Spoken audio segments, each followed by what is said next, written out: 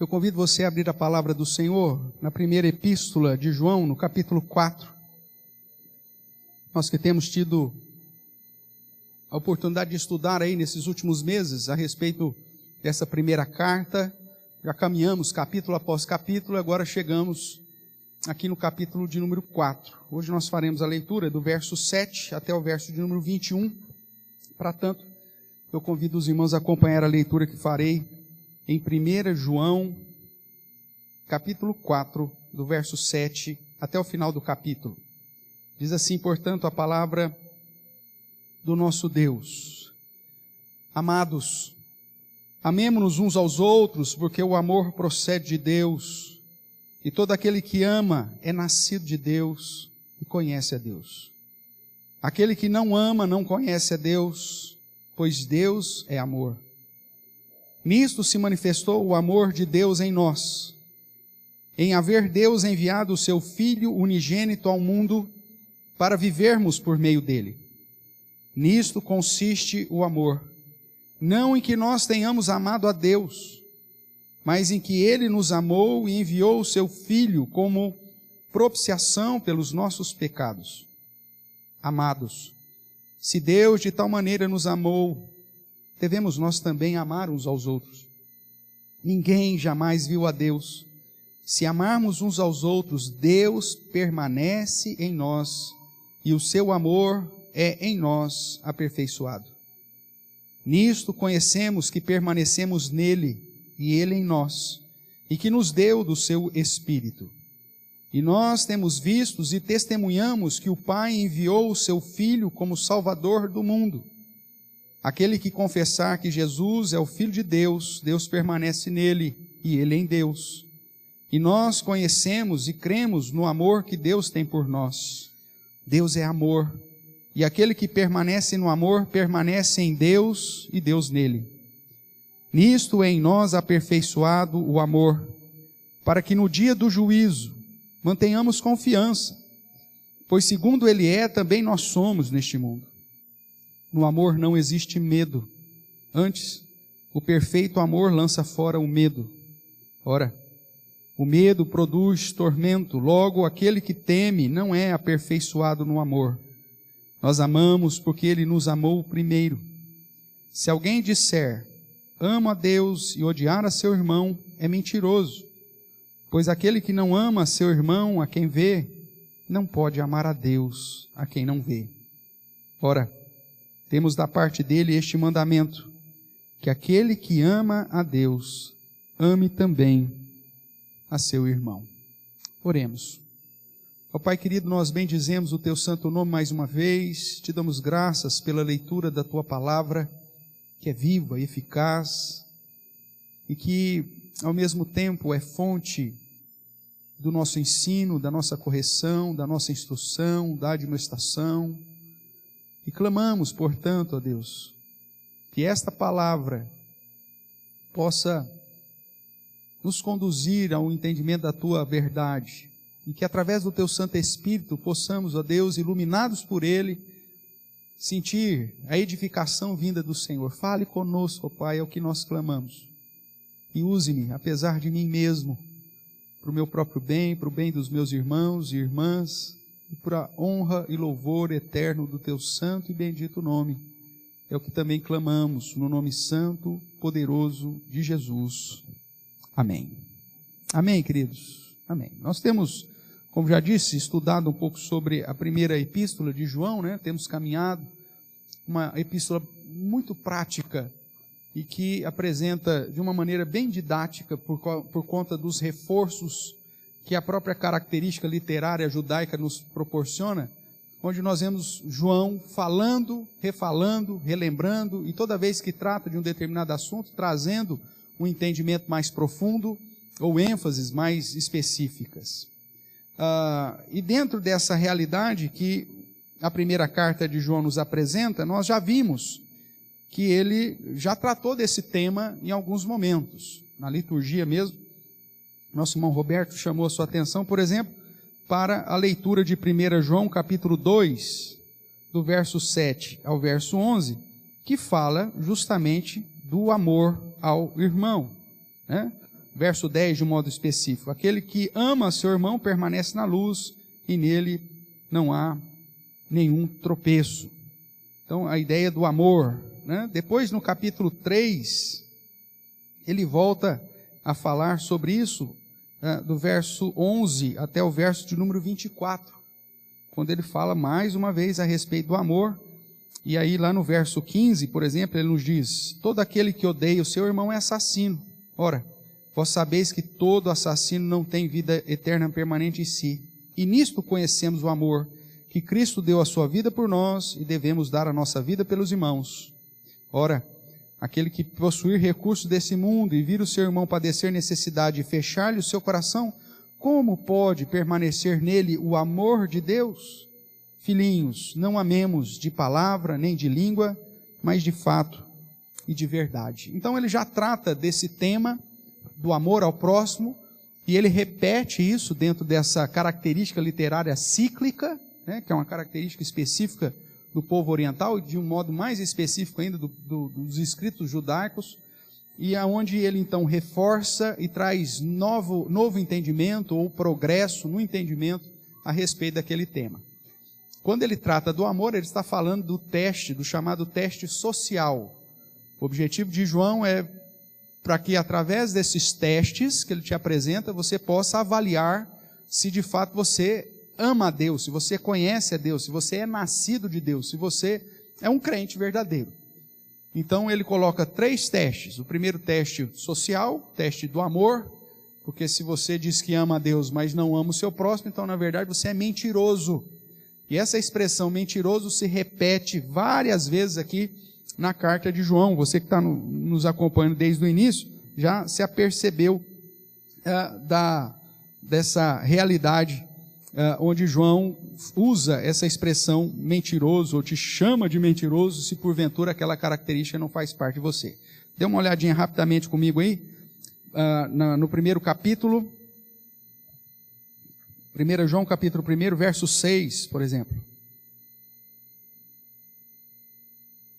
Se dissermos que mantemos comunhão com Ele e andarmos nas trevas, o que nós fazemos? Mentimos e não praticamos a verdade. Verso 8. Se dissermos que não temos pecado nenhum, a nós mesmos nos enganamos e a verdade não está em nós. Então, se a verdade não está em nós, somos o quê? Mentirosos. Verso 10 desse mesmo capítulo. Se dissermos que não temos cometido pecado, fazemo-lo, apontando para Deus, mentiroso. A sua palavra não está em nós. Capítulo 2, verso 4.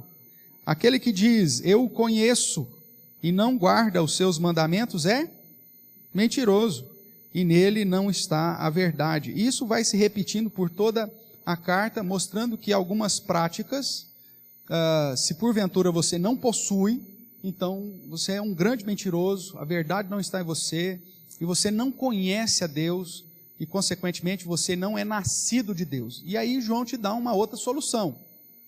João vai dizer, se você então não se enquadra nessas características, e consequentemente não é nascido de Deus, se você não é filho de Deus, só existe uma outra solução para você. Qual que é essa solução? Você se lembra? Dá uma olhadinha aí comigo. No capítulo 3, do verso 7 em diante. Filhinhos, 1 João 3,7. Filhinhos, não vos deixeis enganar por ninguém, porque aquele que pratica a justiça é justo, assim como ele é justo. Aquele que pratica o pecado procede de quem? Procede do diabo, porque o diabo vive pecando desde o princípio. Para isso se manifestou o Filho de Deus, para destruir as obras do diabo. Todo aquele que é nascido de Deus, é uma expressão que fala da conversão, mesmo porque lá no Evangelho de João, ele diz que para ter a vida eterna, na conversa de Jesus com Nicodemos, é necessário que o homem nasça de novo. E aí Nicodemos pergunta, mas como? Isso é possível? Vou voltar para o ventre materno? Ele diz, meu amigo, não é nascer da carne, mas é vou nascer do Espírito. O mesmo sentido que ele fala no primeiro capítulo de João, né? Que todos aqueles que o receberam, deu-lhes o poder de serem feitos filhos de Deus, a saber, aqueles que não nasceram da vontade da carne, nem do sangue, mas sim da vontade de Deus. E lá em João 3, ele também vai ensinar que é o Espírito Santo que sopra onde quer, como quer.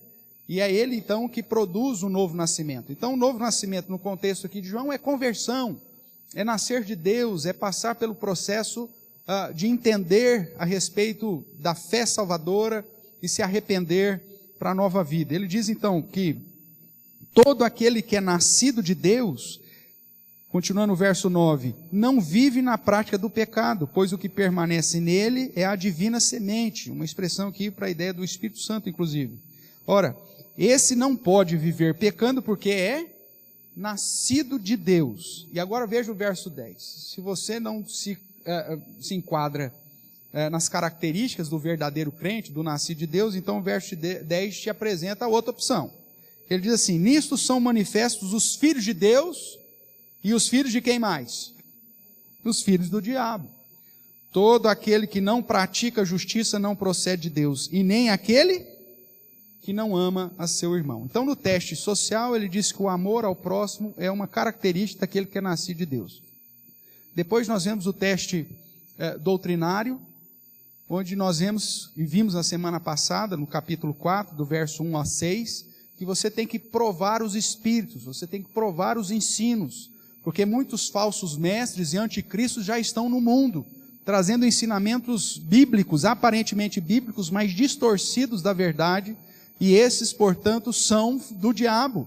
Mesmo falando em nome de Deus, tem conduzido muitas pessoas a seguir um padrão doutrinário distante da verdade, e negam a Cristo, negam a suficiência de Cristo. E aí nós falamos, igrejas, por exemplo, que colocam a obra de Cristo como sendo insuficientes, não só para salvar, colocando em alguma obra, em algum mérito, né, o processo de salvação, ou até mesmo minimizando o poder de Jesus quando diz, olha, para você ser liberto, você precisa passar pelo culto de libertação. Jesus morreu na cruz, é verdade, mas isso não é suficiente, você tem que fazer a campanha dos 392. Então, João chama a atenção, cuidado, examine, prove esses, porque Jesus de fato é o Filho de Deus encarnado e o seu poder é suficiente para nos salvar. Se você não está pautado na vida de comunhão com Cristo e a sua salvação não está pautado na graça, porque pela graça sois salvos mediante a fé, e inclusive a fé não vem de você, é um presente de Deus, como fala o apóstolo Paulo lá em Efésios 2:8, se você não estiver pautado então nesse Jesus suficiente para te salvar, então você está seguindo um ensinamento e um Jesus falso. Esse é o teste doutrinário. E o terceiro teste que ele apresenta é o teste moral. Se você diz que conhece a Deus, mas não pratica a justiça, você é mentiroso. A verdade não está em vós. E esse praticar da justiça aponta para todas as perspectivas da lei moral de Deus. E aquele que se diz crente, mas não pratica a postura, não guarda os seus mandamentos, não coloca em prática os ensinamentos de Jesus, na verdade não conhece. E nós vemos que esse verbo conhecer aqui em João, tanto no Evangelho quanto na carta, é uma expressão fantástica e maravilhosa para entendimento bíblico. Porque o verbo iad do hebraico, que vem para o grego agora, traz como bagagem a ideia de intimidade.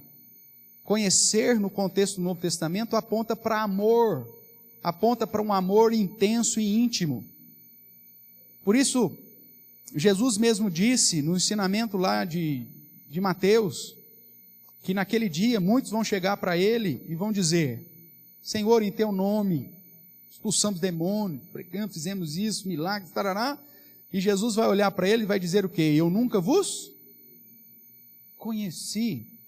E nós sabemos então que esse conhecer não é a perspectiva de saber quem é, mas é no sentido de ter intimidade, de ter amor, de ter aplicado sobre ele o seu plano de salvação, porque Jesus é onisciente, ele é o próprio Deus, ele conhece todas as coisas. Como exemplo, para reforçar ainda mais essa ideia do conhecer, nós vemos a palavra de Deus usando em muitos momentos como eufemismo, quando se trata da relação homem e mulher, da intimidade íntima, da sexual desse homem e da mulher, usando esse eufemismo conhecer. Nós pegamos o caso de José e Maria. José estava noivo de Maria, Maria se acha grávida pelo Espírito Santo, um anjo aparece em José em sonho e fala para José: olha, não temas receber a tua mulher, porque o que foi gerado nela foi do Espírito Santo. João, despertado do sono, recebe a sua mulher, porém não a conheceu até que ela deu à luz a um filho a quem pôs o nome de Jesus. Oh, mas peraí, como que José recebe a mulher como esposa e não a conhece? É no sentido de que ele não teve relação íntima com ela. O verbo conhecer, portanto, no contexto do Novo Testamento, sempre aponta para essa intimidade. Quando refere-se a homem e mulher, eufemismo de intimidade sexual. Quando refere-se a Deus para conosco, ou nós para com Deus, refere-se a essa intimidade de comunhão, de consagração. Por isso ele diz que aquele que diz que conhece a Deus, mas não anda na justiça, ou não ama o seu irmão, é mentiroso. Na verdade, nunca o conheceu, nunca o amou. Relembrado essas questões, irmãos, nós chegamos, portanto, agora em mais uma vez aqui no capítulo 4, sobre o teste do amor. Já falamos do teste doutrinário, do teste moral, e mais uma vez então ele repete, reforça a ideia do amor. E ele vai colocar então a prática do amor fraternal, do amor ao próximo, como uma característica essencial daqueles que nasceram de Deus, daqueles que passaram pelo novo nascimento, daqueles que têm comunhão íntima com o Senhor, daqueles que conhecem a Deus. E por isso, eu quero propriamente iniciar o sermão te fazendo a pergunta: dentro desse contexto que eu já te apresentei, será que o fato de estar na igreja significa que estamos em Deus? O fato de ser membro de uma igreja significa que você conhece a Deus, que você mantém comunhão com Deus, que você é de Deus? Infelizmente não. E ainda mais nos últimos tempos. Porque a própria palavra do Senhor diz que nos últimos tempos, pessoas estarão dentro da igreja, mas será uma falsa piedade. Tem cara de piedoso, mas a prática demonstra que são ímpios. Que na verdade não amam a Deus, não conhecem a Deus e não seguem o padrão de Deus. Então o fato de estar na igreja não significa que você conhece ou que você está em Deus. E é nesse sentido então que a carta do apóstolo João deixa claro que estar na igreja não é sinal de estar em Deus. Reforce aí comigo, dando uma olhadinha aqui em 1 João capítulo 2, verso 19.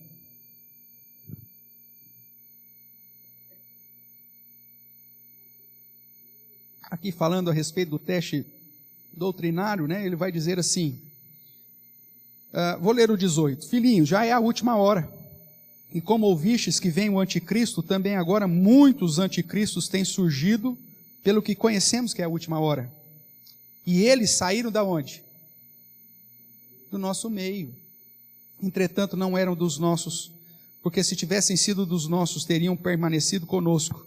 Todavia, eles se foram para que ficasse manifesto que nenhum deles é dos nossos. Veja, pessoas que estavam na igreja e que depois se caracterizam como anticristos, pessoas que tentam assumir o lugar de Cristo, não simplesmente pessoas que se levantam contra Cristo.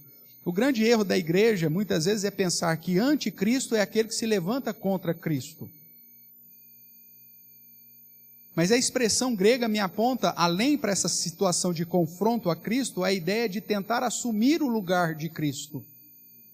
Se fazer Cristo, como se fosse o próprio Cristo, para que todo o louvor e toda a honra seja dado à pessoa e não ao Cristo verdadeiro. E essa é a pior manifestação do anticristo. Porque ele diz que serve a Jesus, mas ele te conduz por falsos ensinos e por falsas doutrinas, que na verdade te leva a adorar não ao verdadeiro Cristo. E muitas vezes o Senhor que deveria sentar no trono de sua vida, do seu coração, colocar de lado. E isso faz com que você seja contado entre aqueles que não conhecem a Deus. Está no meio do povo de Deus, mas não faz parte desse povo. Logo, o apóstolo João apresenta aquilo que nós já mencionamos aqui, os chamados testes para evidenciarmos os verdadeiros crentes. A prática da obediência, o teste moral, o amor ao próximo, o teste social, e a questão doutrinária, que é o teste teológico.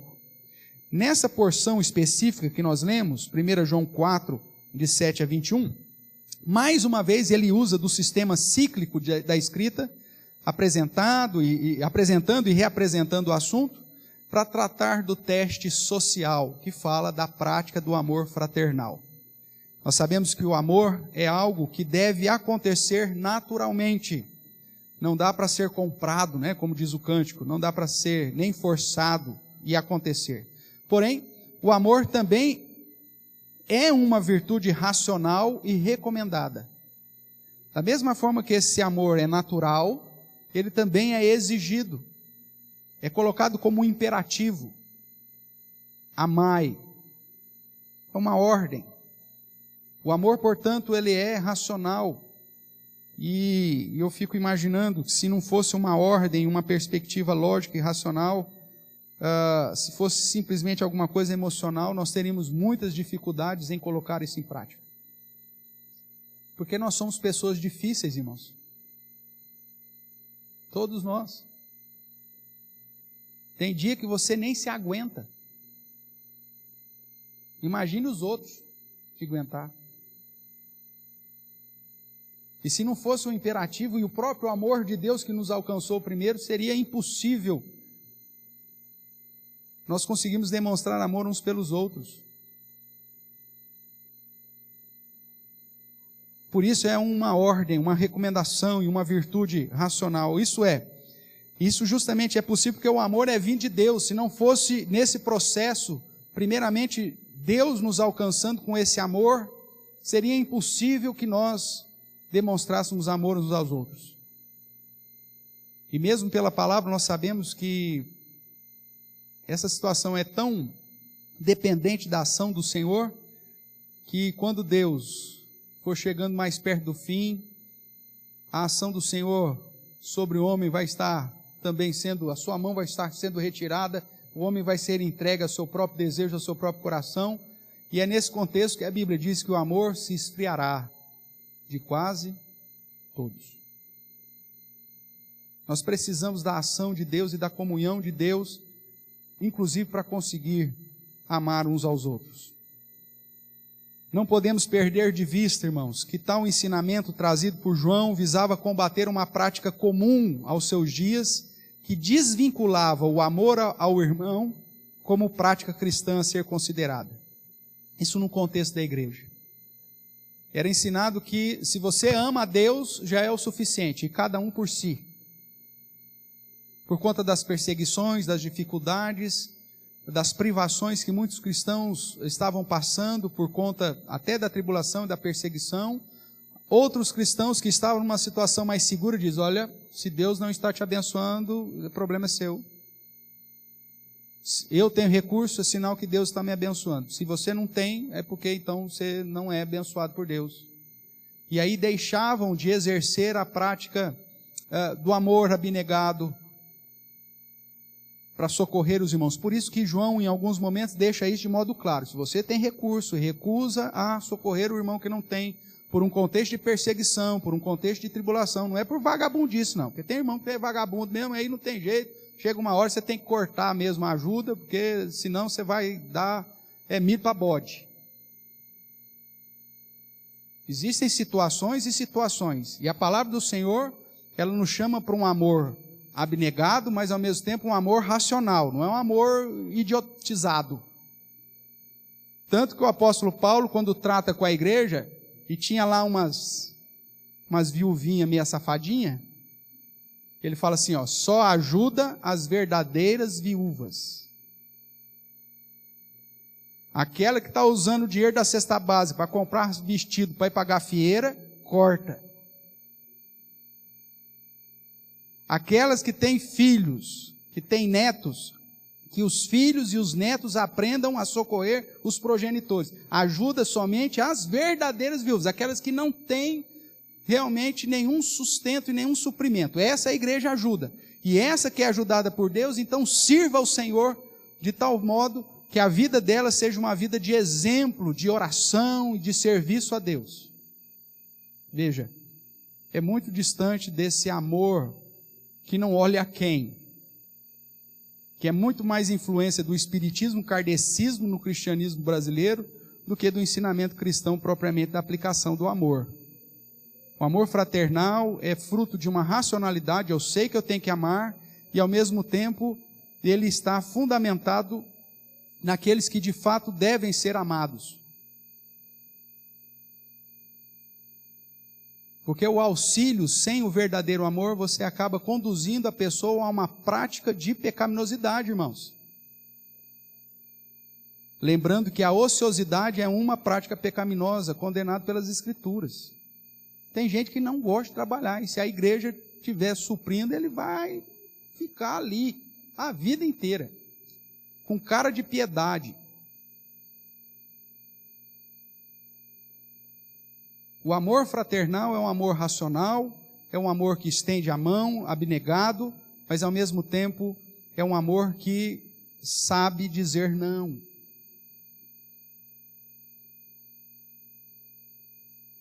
O apóstolo Paulo talvez fosse um pouco mais duro do que o apóstolo João, e além de privar as viúvas, né, e fazer uma seleção das viúvas, em Tessalonicenses ele vai até além, ele diz assim, ó, a questão é simples, quem não trabalha, não come.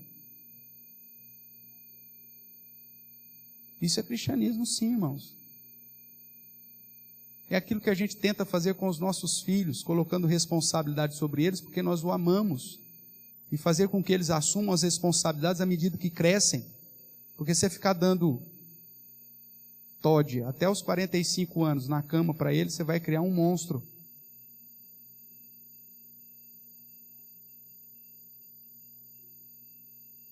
O Juninho precisa crescer. E isso é demonstração de amor. É desse amor que nós estamos falando. Mas vamos lá. Desse modo, então, encontramos os motivos porque devemos amar uns aos outros. E principalmente num contexto fraternal, de irmandade. E assim eu quero estudar, ou reforçar, né, já que já estudamos no capítulo 2 e no capítulo 3, agora reforçar um pouco mais. Por que nós devemos amar os nossos irmãos em Cristo? Onde está a base bíblica para que você demonstre amor, esse amor racional, esse amor abnegado, mas esse amor ao mesmo tempo que é um amor que considera o contexto. Por que você tem que amar o seu irmão em Cristo? Primeiro, porque é uma característica do cristão. Dá uma observada aí rapidamente comigo, em 1 João, capítulo 4, que é o texto que nós estamos estudando, o verso 7, na parte final, né, do verso 7, quando ele diz, todo aquele que ama a Deus, o que ama é nascido de Deus e conhece a Deus. É uma característica daquele que serve a Deus. O verso 8 no início diz, aquele que não ama, não conhece a Deus. Então todo cristão, ou todo aquele que conhece a Deus, tem o amor ao próximo como uma característica. O verso 12 ainda nos diz, ninguém jamais viu a Deus. Se amarmos uns aos outros, Deus permanece em nós. E o seu amor é em nós aperfeiçoado. Veja que esse amor, essa ideia do aperfeiçoamento, é algo que ele vai chamar a atenção aqui. Você acabou de ver aqui o verso 12 comigo, diz, ó, o amor é em nós aperfeiçoado. Lá no verso 17 ele vai dizer a mesma coisa.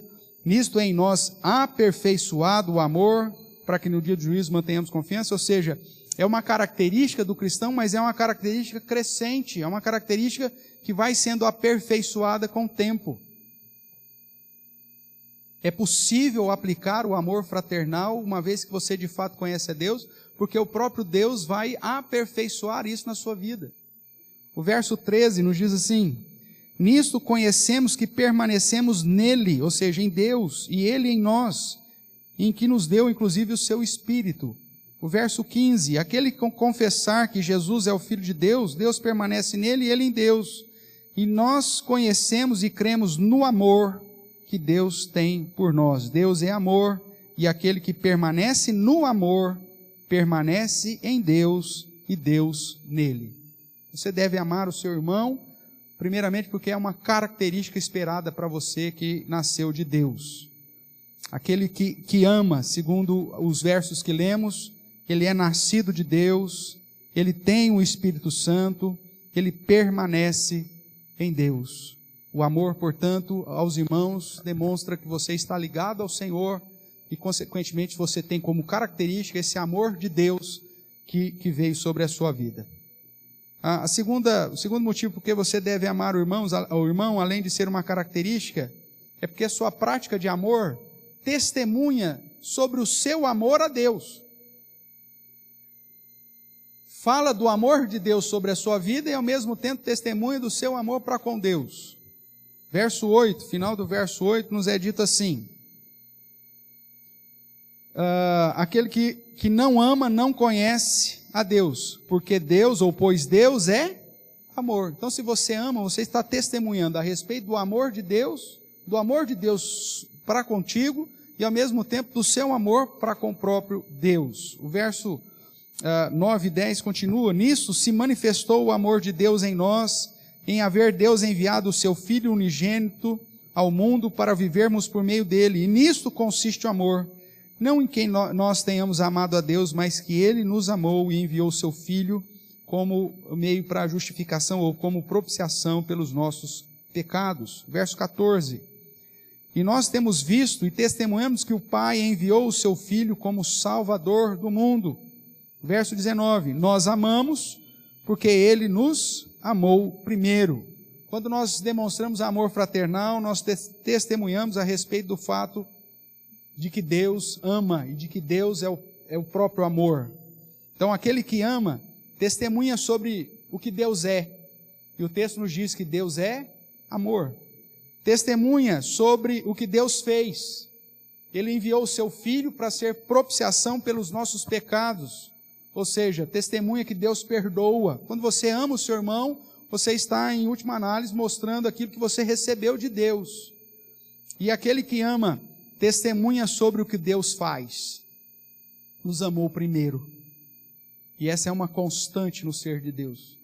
Porque se Deus parasse de nos amar em qualquer momento da nossa história, nós estaríamos perdidos. Mas Ele nos amou primeiro. Então, quando você demonstra amor, você também testemunha sobre o amor de Deus. Mais um ponto que o texto nos apresenta, que prova que o amor é uma característica, portanto, aí, e por que nós devemos amar os irmãos, é porque o amor aumenta a nossa segurança em Deus. O apóstolo João coloca a prática do amor fraternal como uma característica daquele que é salvo. E se é uma característica daquele que é salvo, então a prática do amor aumenta a minha segurança em Deus. É nesse contexto que ele vai dizer que no dia final eu tenho confiança.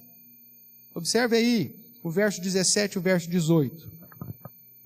Nisto é em nós aperfeiçoado o amor, para que no que dia? No dia do juízo, mantenhamos confiança. Porque se nós amamos, é uma característica que nascemos de Deus, é uma característica que estamos em Deus, é uma característica que fomos alcançados pelo amor de Deus através da obra de Jesus Cristo.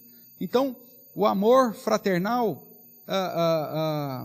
é necessário, é uma prova porque demonstra que de fato estamos em Deus e que todas as promessas de salvação de Deus são aplicadas sobre nós. E nisto é em nós aperfeiçoado o amor, para que no dia do juízo mantenhamos confiança, pois segundo Ele é, também nós somos neste mundo. Por isso no amor não existe medo. Você não precisa ter medo em relação à salvação, ao dia do juízo. Esse é o contexto. No amor não existe medo, antes o perfeito amor lança fora o medo. Ora, o medo produz tormento. Logo, aquele que teme não é aperfeiçoado no amor. Veja essa ideia do aperfeiçoar, né? Sendo repetido aqui constantemente. E por isso, o amor fraternal é necessário, justamente porque é uma característica, justamente porque testemunha a respeito de Deus e porque nos traz segurança quanto à nossa própria salvação, irmãos. A Bíblia diz que se você odeia o seu irmão, aqui mesmo na carta de João, ele te caracteriza como assassino, como aquele que quebrou o 6º mandamento. E ele mesmo assegura que os assassinos não herdarão o reino de Deus. Então, a prática do amor fraternal te assegura que você de fato é de Deus e, consequentemente, as promessas da salvação estão sobre sua vida. É impossível você pensar num verdadeiro cristão que odeia o seu irmão ao ponto, ó, pastor, eu perdoo qualquer coisa, mas isso não, viu? Ou, ó, pastor, não dá para conviver com fulano ou com a fulana. Não, mas peraí, meu irmão. O apóstolo Paulo diz que da mesma forma que nós somos perdoados por Deus, nós devemos perdoar uns aos outros. Jesus, nos seus ensinamentos, faz uma comparação extremamente absurda quando ele fala a respeito do perdão do credor incompassivo. Um cara que devia milhões é perdoado pelo Senhor. E aí, logo depois de ser perdoado, ele sai na rua e encontra um cara que devia para ele uma mirreca qualquer. E o contraste dos valores apresentados na parábola é gritante. E o texto diz que esse que fora perdoado de uma grande quantia, se agarra ao pescoço daquele que devia para ele quase nada, querendo matá-lo para que ele me pague, senão eu te mato. E aí então os conservos, vendo aquilo, pegam o homem que havia sido perdoado, leva ao Senhor e fala assim, ó, o Senhor perdoou, e esse cara não perdoou nem 0,000% daquilo que ele devia para ti. E aí o Senhor então aplica sobre ele uma dura punição, porque ele não foi gracioso, misericordioso, ele não perdoou o seu irmão assim como ele havia sido perdoado. Irmãos, esse é o padrão do cristianismo. Seguir o exemplo do próprio Deus, que nos perdoou, como nós cantamos em alguns cânticos, e até mesmo no hino novo, né, no hino 43 que cantamos hoje, como que eu poderei pagar o amor de Deus para comigo? Não tem, isso é impagável. E aí tem muitas pessoas que se dizem cristãos, mas que se colocam numa posição de juiz, ao ponto de dizer, olha, aquilo que o meu irmão ou a minha irmã fez para mim é imperdoável. O exemplo de José do Egito também é fantástico, porque mesmo sendo alvo de tudo aquilo que ele foi em relação aos seus irmãos, da inveja, da violência, das agressões, e tudo aquilo que ele colheu por fruto da postura malévola dos seus irmãos, quando ele está já como senhor do Egito e tem a possibilidade de aplicar a vingança sobre os seus irmãos, e ele poderia destruir os seus irmãos tranquilamente, ele simplesmente olha para os seus irmãos e diz, acaso estou eu no lugar de Deus?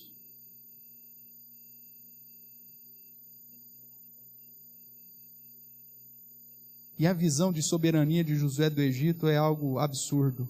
Ele diz, porque Deus permitiu todas essas situações para hoje preservar a vida de muita gente, como se vê. E o texto bíblico diz que ele chora, abraça seus irmãos e promete inclusive sustentar os seus irmãos e a família destes. Que é a característica que o perdão, que o próprio Cristo nos ensina, um perdão ilimitado, um perdão definitivo.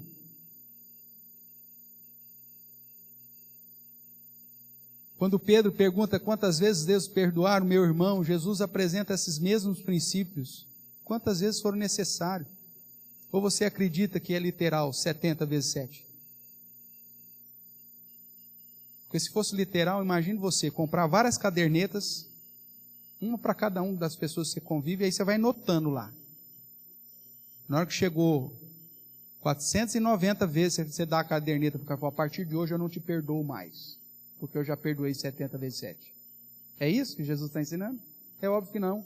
É um número que aponta para a ideia ilimitada.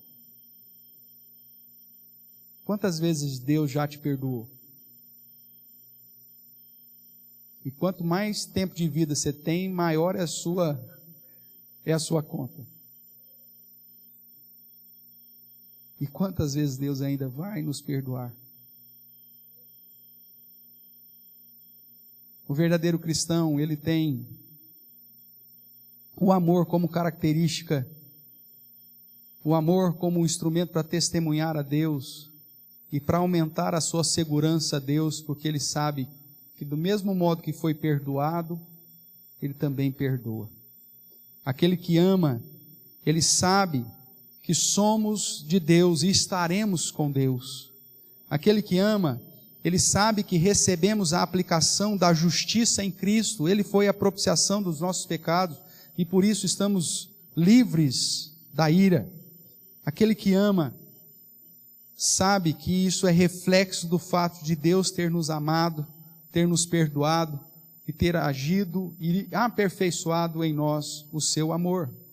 Veja, o contexto nos mostra que a prática do amor é essencial para que nós saibamos de fato que somos crentes, que somos nascidos de Deus, que estamos na presença de Deus.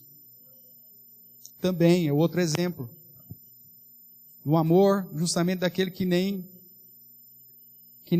era próximo, né, no sentido de conhecido, mas é um amor. Um outro ponto ainda, irmãos, que prova sobre a necessidade desse amor fraternal, é que o amor demonstra a minha obediência a Deus. Veja aí o que diz o verso 20 e verso 21. Se alguém disser, amo a Deus, e odiar o seu irmão, é mentiroso. Pois aquele que não ama seu irmão, a quem vê, não pode amar a Deus, a quem não vê. Ora, temos da parte dele este o quê? Este mandamento, esta ordem, que aquele que ama a Deus também ame a seu irmão. Então o amor também é a demonstração da minha obediência a Deus, porque aquele que ama, anda como ele quer. Aquele que ama, conhece o que ele quer. E aquele que ama, ou quando amamos, demonstramos, portanto, a nossa obediência e o conhecimento do mandamento que agrada a Deus. Por isso que João já disse lá no início, né, no texto que lemos na liturgia, que ele não traz um novo mandamento, senão um mandamento novo, porque a ideia de amar ao próximo sempre foi apresentada desde a lei de Moisés. Mas ao mesmo tempo que é um mandamento antigo, também é um mandamento novo, porque apresenta como uma característica do cristianismo, não apenas daqueles que temem a Deus, mas também daqueles que testemunham Jesus como o Salvador, o Messias. Irmãos, se você não ama, a palavra do Senhor diz que você não conhece a Deus, que você não é obediente a Deus, e que você é um grande mentiroso, e que você só está vindo na igreja, mas o vir na igreja não te garante absolutamente nada. Você está perdendo tempo.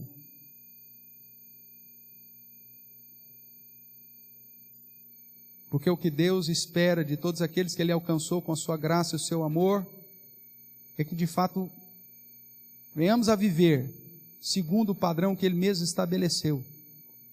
E uma dessas características é a prática do amor fraternal.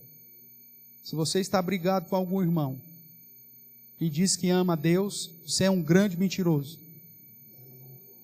A palavra de Deus não permanece em você. Se você é daquele que chega na igreja e dá uma olhada, está sentado do lado direito, então vamos sentar aqui do lado esquerdo. A pergunta é simples: o que você veio fazer aqui? E se dentro da comunidade fraternal você não consegue expressar o amor de Deus, uma vez que você foi amado primeiro, eu fico imaginando lá fora, na sua família, no seu dia a dia. Concluindo, irmãos, nós podemos então concluir dizendo que o amor, quanto sentimento, é natural e livre. Porém, como presente de Deus, sendo uma grande virtude naqueles que creem, é algo que deve ser vivido naturalmente, com liberdade, para amarmos todos os irmãos. Como característica do crente, do nascido de Deus, como meio de testemunho a quem você serve, como modo de crescimento e aperfeiçoamento e demonstração de obediência, devemos amar uns aos outros. A nossa oração é para que Deus nos ajude a vivermos o imperativo de amar uns aos outros com naturalidade e liberdade, não por constrangimento e por peso, mas como nos diz no capítulo 3, verso 18, não apenas de palavra nem de língua, mas de fato e de verdade. E que Deus assim nos abençoe. Amém?